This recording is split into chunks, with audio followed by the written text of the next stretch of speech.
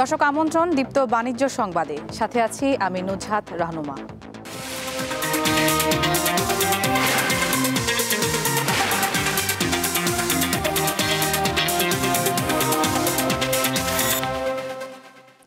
বেসরকারি এবি ব্যাংকের ঋণের ৮৪% খেলাপি হয়ে পড়েছে সেপ্টেম্বরের শেষে, যার পরিমাণ ছিল ৩০,১৩৮ কোটি টাকা। সরকার নিযুক্ত ফরেনসিক অডিটের মাধ্যমে এসব তথ্য প্রকাশিত হয়েছে। বিশ্লেষকরা বলছেন, দীর্ঘমেয়াদী পরিকল্পনা নিয়ে এসব খেলাপি ঋণ আদায় করা না গেলে ব্যাংক পরিচালনা কঠিন হয়ে পড়বে। দেশের প্রথম দিকের বেসরকারি বাণিজ্যিক ব্যাংকগুলোর মধ্যে অন্যতম এবি ব্যাংক। তবে ব্যাংকটির খেলাপি ঋণের পরিমাণ ৮৪% ছুঁয়েছে। সেপ্টেম্বর পর্যন্ত এবি ব্যাংকের ঋণের পরিমাণ ছিল ৩৫,৯৮২ কোটি টাকা, যার মধ্যে খেলাপির পরিমাণ ৩০,১৩৮ কোটি টাকা। সরকারের ব্যাংক সংস্কার টাস্কফোর্সের সুপারিশে নিযুক্ত বিদেশি নিরীক্ষকের ফরেনসিক অডিটে এসব তথ্য বেরিয়ে এসেছে।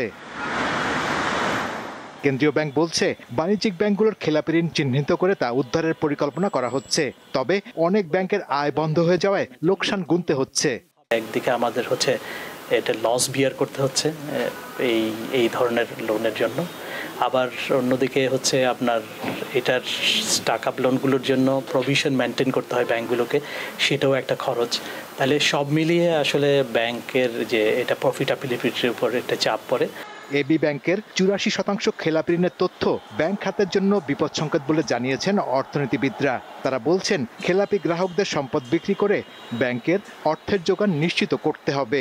জেলে আছেন যে সমস্ত বড় বড় যারা খেলাপি, তাদের কিছু অন্তত সম্পদ বিক্রি করে যদি এই যেগুলো খেলাপি হয়ে গেছে সেগুলো যদি শোধ করা যায়, এটা একটা উপায় হতে পারে। আর এসএমইদেরকে কাছে যেতে হবে, আউটরিচটা ওইদিকে বাড়াতে হবে। তাহলে সেক্ষেত্রে কিন্তু এই ব্যাংকের যে রানিং যে ক্যাপিটালগুলো সেটা আসতে পারে। খেলাপি ঋণে জর্জরিত ব্যাংকগুলোর অর্থ উদ্ধারে সমন্বিত পরিকল্পনা গ্রহণের তাগিদ দিয়েছেন ব্যাংকাররা। রিশিডিউলিং, রিস্ট্রাকচারিং অ্যান্ড ক্যাশ রিকভারির মারফতে ক্লাসিফাইড লোন থেকে এইভাবে যদি কেউ স্টেপস নেয়, এবি ব্যাংকেরও যদি ডিরেক্টররা বা ম্যানেজমেন্ট স্টেপস নেয়, তাদের প্ল্যান সাবমিট করে how to recover this debt, easily কিন্তু পসিবল, নাথিং ইজ ইম্পসিবল। বিশ্লেষকেরা বলছেন, প্রকৃত খেলাপি ঋণের তথ্য প্রকাশ হলে ব্যাংক বাঁচাতে কার্যকর উদ্যোগ নিতে পারবে বাংলাদেশ ব্যাংক। শাহরিয়ার ইমন, দীপ্ত সংবাদ, ঢাকা। ঢাকা স্টক এক্সচেঞ্জের লেনদেন সূচকে আজ কিছুটা মিশ্র ভাব বিরাজ করছে। এখন পর্যন্ত সূচক দাঁড়িয়েছে ৫,০২৪ পয়েন্টে। দাম কমেছে ১৬৩টি কোম্পানির শেয়ারের, বেড়েছে ১৫৪টির। অপরিবর্তিত রয়েছে ৭১টি কোম্পানির শেয়ারের দাম। প্রথম আড়াই ঘন্টায় লেনদেন হয়েছে ২৬২ কোটি টাকার শেয়ার। বৃহস্পতিবার সপ্তাহের শেষ কর্মদিবসে দেশের প্রধান এই পুঁজিবাজারে লেনদেন হয়েছিল ৪৩৯ কোটি টাকার শেয়ার। এদিকে চট্টগ্রাম স্টক এক্সচেঞ্জেও আজ লেনদেনের সূচকে মিশ্র ভাব বিরাজ করছে।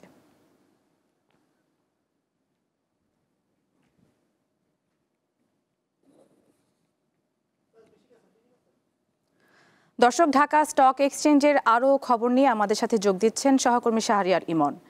ইমন, দেশের প্রধান পুঁজিবাজারে আজকের লেনদেনের সার্বিক চিত্র কেমন দেখতে পাচ্ছেন?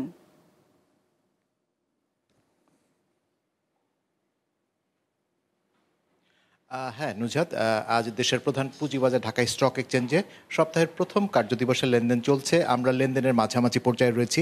প্রায় ৩ ঘন্টার লেনদেন কিন্তু ইতিমধ্যেই হয়ে গেছে। আমরা যেটি দেখছি যে আজকে লেনদেনের আপনার প্রায় প্রথম ৩ ঘন্টায় সূচক ১১ পয়েন্টের মতো বেড়ে মোট সূচক অবস্থান করছে ৫,০১৬ পয়েন্টে। এছাড়া যদি আমরা লেনদেন হওয়া কোম্পানিগুলোর ক্ষেত্রে দেখি, সেক্ষেত্রে আমরা দেখছি যে আজ লেনদেন হওয়া কোম্পানিগুলোর ভিতরে ১২২টি কোম্পানির শেয়ারের দর বেড়েছে। দাম কমার ক্ষেত্রে রয়েছে ১৯২টি, তবে দামের কোনো তারতম্য ঘটেনি ৭৫টি কোম্পানি শেয়ারের ক্ষেত্রে। আর যদি আমরা এই প্রথম ৩ ঘন্টায় লেনদেনের কথা বলি, আমরা দেখছি যে ঢাকার পুঁজিবাজারে এখন পর্যন্ত লেনদেন হয়েছে প্রায় ২৮০ কোটি টাকার শেয়ার। তো এই হচ্ছে মোটামুটি আপনার সপ্তাহের প্রথম কার্যদিবসের প্রথম ৩ ঘন্টার একটি চিত্র। যদিও আমরা যদি গত সপ্তাহের শেষ অর্থাৎ বৃহস্পতিবারের কথা চিন্তা করি, সেক্ষেত্রে আমরা দেখছি বৃহস্পতিবার আপনার সূচক প্রায় ১৮ পয়েন্ট বেড়ে মোট সূচক অবস্থান করেছিল ৫,০২৮ পয়েন্টে। এছাড়া লেনদেন হয়েছিল 439 কোটি টাকা শেয়ার। তো এই হচ্ছে মোটামুটি শেয়ারের বাজার পরিস্থিতি। আমরা বাজারের আসলে বিস্তারিত নিয়ে আমাদের সাথে এই মুহূর্তে যোগ দিচ্ছেন জনাব আশিকুর রহমান, ব্যবস্থাপনা পরিচালক, মিডওয়ে সিকিউরিটিজ। তার কাছ থেকে আমরা বাজার সম্পর্কে বিস্তারিত জেনে আসবো। জনাব আশিকুর রহমান, আপনাকে স্বাগত জানাচ্ছি দীপ্ত টিভির এই বিজনেস আয়োজনে। আপনার কাছে আমরা যেটি জানতে চাই সেটি হচ্ছে যে পুঁজিবাজারে যে বর্তমান অবস্থা বিরাজ করছে, পুঁজিবাজারে আমরা একটি মিশ্র অবস্থা দেখছি সপ্তাহের প্রথম কার্যদিবসে। সব মিলিয়ে আপনি পুঁজিবাজারকে আজকে কিভাবে দেখছেন? ওয়েল, বাজারটা তো অ্যাকচুয়ালি গত 3 সপ্তাহে অনেকটুকু ফল করেছে। সো নর্মালি যেটা হয় যে বাজার যখন আবার ফল করে, এখন র্যালি করার সময় তখন টার্নওভারটা খুব স্মল থাকে, বিকজ যখন বাজারটা উঠে যায় হঠাৎ করে যখন আবার ফল করে তখন অনেক ক্যাপিটাল কিন্তু ডিস্ট্রাকশন হয়ে যায়, অনেক লস হয় বিনিয়োগকারী। সো এই যে র্যালিটা এখন আমরা হয়তোবা দেখছি যে বাজারে একটা স্টেবিলিটির দিকে আসার চেষ্টা করছে, তো তখন এটা লো টার্নওভারেই হবে। But at the end of the day এখন যেটা হচ্ছে আমরা সবাই জানি যে একটা ইলেকশনের দিকে দেশ আগাচ্ছে। ইলেকশনের আগে কিন্তু দেশে পলিটিক্যালি অনেক রকম আনসার্টেনটি হয়, এটা স্বাভাবিক। সো বাজার কিন্তু কোনো সময় আনসার্টেনটি পছন্দ করে না। সো আমরা মনে করি যে এখন কারেন্টলি যে বাজারটা হচ্ছে সে বেসিকলি একটা স্ট্যান্ড বাই মোডের মধ্যে চলে এসেছে, যে হয়তো বা ইলেকশনের পর্যন্ত যখন বাজারটা আসবে, যদি একটা ভালো একটা ইলেকশন যদি হয়ে যায় তখন বাজারটা তার নর্মাল গতিতে আবার ফেরত আসবে। আচ্ছা, ঠিক এই অবস্থায় বিনিয়োগকারীদের আসলে বিনিয়োগের ক্ষেত্রে কি ধরনের আচরণ করা উচিত, আপনি কি মনে করেন? ওয়েল, বিনিয়োগকারীদের অ্যাকচুয়ালি যদি বিনিয়োগে যদি থাকে যে আমি ভালো কোম্পানিতে যদি বিনিয়োগ করে থাকি, তাদের এরকম কিন্তু করার কিছু নেই। উল্টা কোনো কারণে যদি আপনার ভালো কোম্পানির প্রাইস যদি ফল করে, তো তখন আপনি এটাকে রিইনভেস্টমেন্টের মধ্যে চিন্তা করতে পারেন, ডিভিডেন্ড রিইনভেস্টমেন্টের কথা চিন্তা করতে পারেন। বা সত্যিকার অর্থে আপনি দেখেন যে বাজারে আনফর্চুনেটলি অলমোস্ট 70-80টা কিন্তু জেড কোম্পানি আছে, অ্যান্ড বি ক্যাটাগরির কোম্পানি হচ্ছে 50টার মতো। এই ক্যাটাগরির কোম্পানি অনেক আছে, বাট সত্যি কথা অর্থে এই ক্যাটাগরি কোম্পানির মধ্যে রিয়েলি ব্লু চিপ কোম্পানির সাথে অ্যাকচুয়ালি ভালো মানে খারাপ কোম্পানির মধ্যে কিন্তু টেকনিক্যালি এরকম কোনো ডিফারেন্স নাই ক্যাটাগরি ওয়াইজ। সো যেটা হচ্ছে কি যে ভালো কোম্পানির প্রাইস কিন্তু ড্রাস্টিকলি ফল করছে না। যারা ভালো কোম্পানিতে বিনিয়োগ করে এসেছে হয়তো বা প্রাইস বাড়ছে না, বাট প্রাইস কিন্তু বেশি ফল করছে না। ওয়ারেজ আপনার স্পেকুলেশন যেটা হয়, যেসব শেয়ারে বেশি টাকা ঢুকে হঠাৎ করে শেয়ার বেড়ে যাচ্ছে আবার নেমে যাচ্ছে, সেখানেই সমস্যাগুলি হচ্ছে। সো যারা ওই সব শেয়ারে বিনিয়োগ করেছে তাদের জন্য এটা খুব ডিফিকাল্ট। বাট আমি মনে করি at the end of the day আমরা হিস্টোরিক্যালি বাজারটা আমাদের খুব লো রেঞ্জে আছে।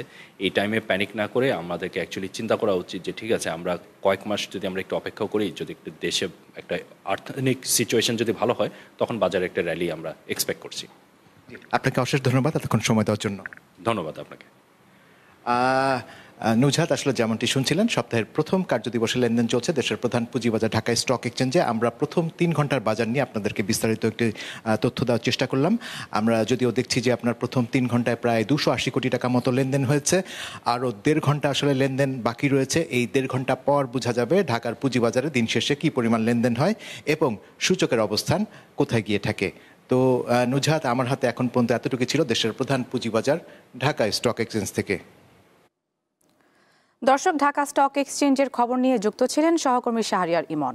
পরবর্তী প্রসঙ্গ, একীভূত হওয়ায় প্রক্রিয়ার মধ্যে থাকা 5 ইসলামী ব্যাংকের কর্মীদের বেতন শতকরা 20% কমানোর পরামর্শ দিয়েছে বাংলাদেশ ব্যাংক। 5টি ব্যাংকের পক্ষ থেকে বাংলাদেশ ব্যাংকের কাছে তারল্য সহায়তা চাওয়ার পরিপ্রেক্ষিতে এই পরামর্শ দিয়েছে কেন্দ্রীয় ব্যাংক। ব্যাংকগুলো এখন এই পরামর্শ বাস্তবায়নের প্রক্রিয়া শুরু করেছে, তবে কেন্দ্রীয় ব্যাংক এ নিয়ে কোনো আনুষ্ঠানিক চিঠি দেয়নি। কেন্দ্রীয় ব্যাংকের দায়িত্বশীল সূত্রে এই তথ্য পাওয়া গেছে। একীভূত হতে যাওয়া ওই 5 ব্যাংক হলো ফার্স্ট সিকিউরিটি ইসলামী ব্যাংক, সোশ্যাল ইসলামী ব্যাংক, ইউনিয়ন ব্যাংক, গ্লোবাল ইসলামী ব্যাংক ও এক্সিম ব্যাংক। এই ব্যাংকগুলো তারল্য সংকটের কারণে গ্রাহকেরা টাকা তুলে সমস্যায় পড়ছেন এবং কর্মীদের বেতন দিতেও তারা হিমশিম খাচ্ছে।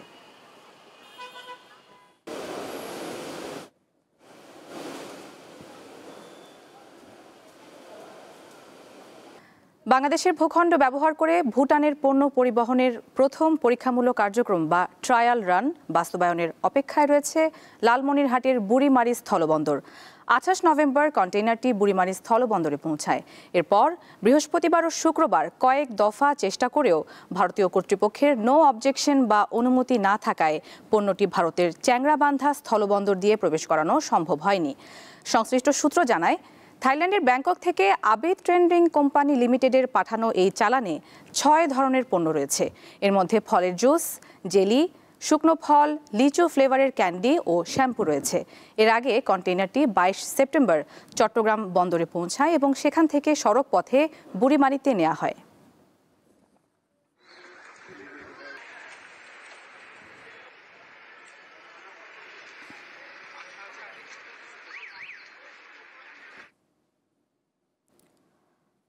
দর্শক, নওগাঁর পেঁয়াজের বাজারের খবর নিয়ে আমাদের সাথে সরাসরি যোগ দিচ্ছেন সহকর্মী আব্দুর রৌফ। আমরা চলে যাচ্ছি তার কাছে। রৌফ, আজ পেঁয়াজের সরবরাহ কেমন রয়েছে এবং দাম নিয়ে ব্যবসায়ীরা কি বলছেন?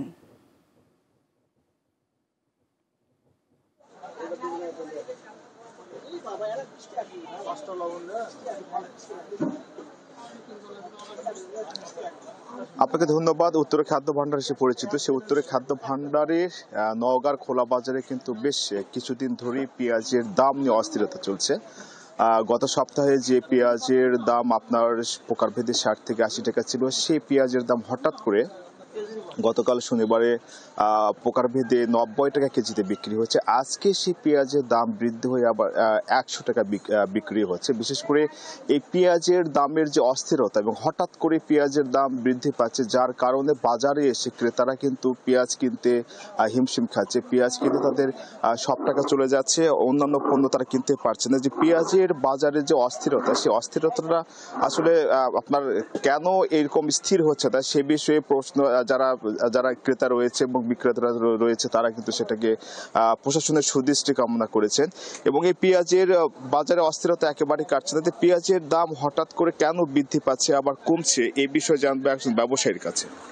আসসালামু আলাইকুম।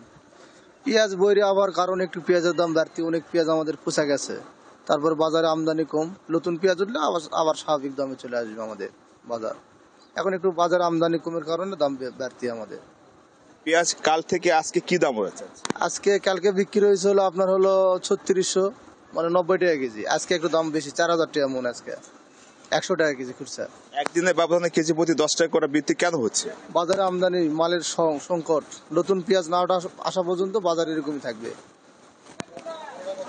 তো এরকম যে যারা ক্ষুদ্র ব্যবসায়ী আছে তারা যে জানাচ্ছিল যে এখনো পর্যন্ত শীতের পেঁয়াজের আমদানি বাজারে পর্যাপ্ত না হওয়ার কারণে এবং মোকামগুলোতে পুরাতন যে পেঁয়াজ আছে সেটা সরবরাহ কম হওয়ার কারণে হঠাৎ করে পেঁয়াজের যে সরবরাহ বাজারে কমে গেছে, যার কারণে দামটা বৃদ্ধি পেয়েছে। আর কিছুদিন পর যখন শীতকালীন যে পেঁয়াজ রয়েছে সেটার আমদানি যত বেশি হবে বাজারে, তখনই পেঁয়াজের দামটা আবার কমের দিকে আসবে এমনটা জানিয়েছে। এবং ক্রেতারা যেটা জানিয়েছে যে হঠাৎ করে এরকম সপ্তাহে সপ্তাহে কখনো কমছে কখনো বাড়ছে।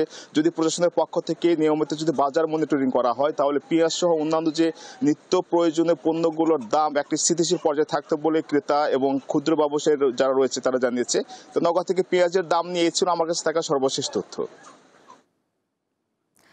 দর্শক, নওগাঁ থেকে যুক্ত ছিলেন সহকর্মী আব্দুর রৌফ। বিশ্ববাজারের পর এবার দেশের বাজারেও বেড়েছে স্বর্ণের দাম। 2403 টাকা বাড়িয়ে 22 ক্যারেটের প্রতি ভরি স্বর্ণের দাম 2,10,570 টাকা নির্ধারণ করা হয়েছে।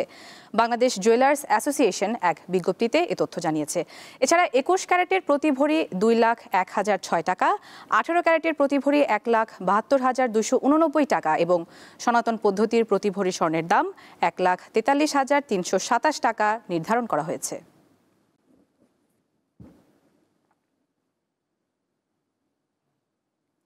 দর্শক, এই ছিল এখনকার মতো দীপ্ত বাণিজ্য সংবাদে। এরপর দীপ্ত আন্তর্জাতিক সংবাদ দেখার আমন্ত্রণ জানিয়ে শেষ করছি। ধন্যবাদ সবাই।